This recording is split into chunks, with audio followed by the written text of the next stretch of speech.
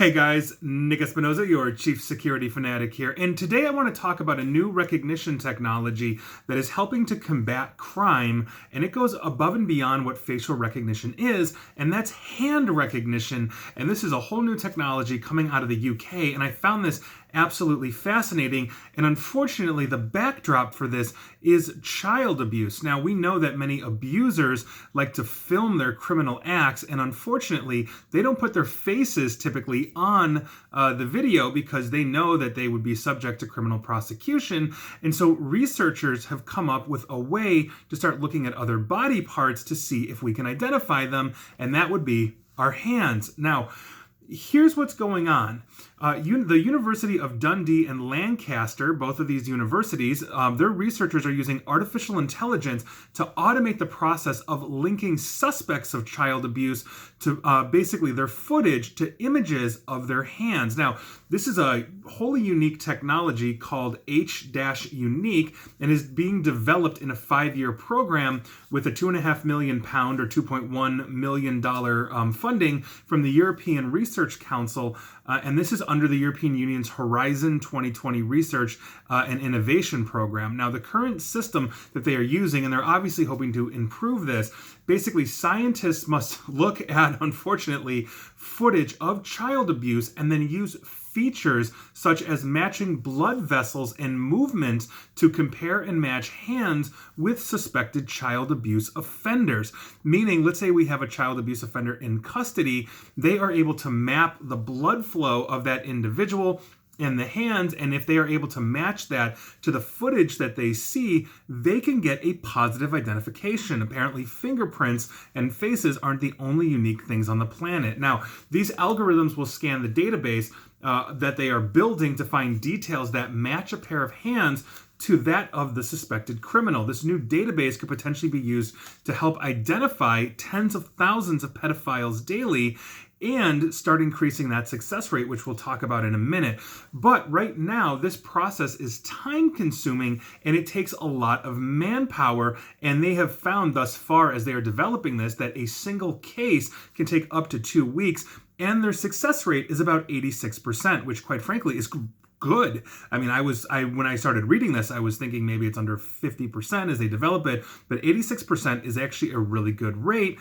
And there are other factors that they need to consider into this that are making this harder to do, such as race, color of skin, such as skin tone, all this kind of stuff as they develop this technology. And so the lead researcher of the H-Unique program is an individual named Brian Williams, and he told The Telegraph that the project requires a huge variety of hands for their artificial intelligence to actually learn and discern from basically one hand to the other.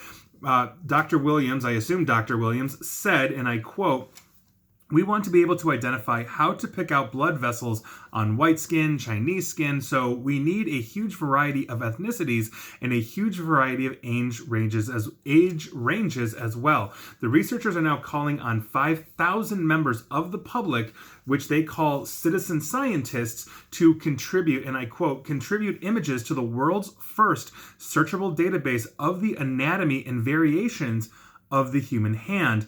And again, to quote Mr. or Dr. Williams, "We're asking the public to use our app to take pictures on their phone and then send them into the project." So you can go ahead and download the H-Unique app, take pictures of your hands, send it to them, and they will put you in this database so that they can start improving their artificial intelligence to actually catch the predators of this world. Now, I find this technology to be absolutely interesting because generally our fear has been facial recognition, that let's say a government or an entity might have you in a facial recognition database.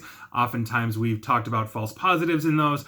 And so this might be another unique identifier where if we are looking to validate a subject and we've got, let's say, a 90% match on facial recognition, maybe we have a 95% or 100% match in terms of hands and blood flow. And when we start combining this technology, it's going to be very difficult to essentially spoof or fake somebody else unless you're able to break into the databases and change that biometric information directly. And so I think that this is very fascinating. And anytime I am looking at any kind of technology that is going to help basically catch and prosecute the monsters of the world that would prey on children, I am 1,000% for that. as I think most of the world would be. And so I am very interested to see where this goes, but I'm also to see where these practical applications, are going to lead above and beyond looking for abusers and pedophiles like this. How is this going to be adopted by, let's say, an Amazon that is selling facial recognition left and right? Are they going to develop their own system to further help law enforcement, identify suspects and all of that? And will they still have the same problem of, at least in the United States, not getting permission to search a database or a warrant? So we're going to see where this goes. But as we continue to develop these technologies, we have to expect that we are going to have more biometric markers and indicators than we've ever had before. We have Face ID. We can use our fingerprints also to unlock phones and all of that. This is another aspect of where we are going. So it's very fascinating. I'd love to hear your thoughts on this, but we are combating crime in a very unique way here, and hopefully this project will take off and we will see what the privacy implications will be in the future for non-criminals. In other words, for just innocent citizens. So let me know. And please like, share, follow me here on Facebook and Twitter at NickAESP, and please feel free to subscribe to me at YouTube as well. And as always, stay safe and stay online. Thanks, guys.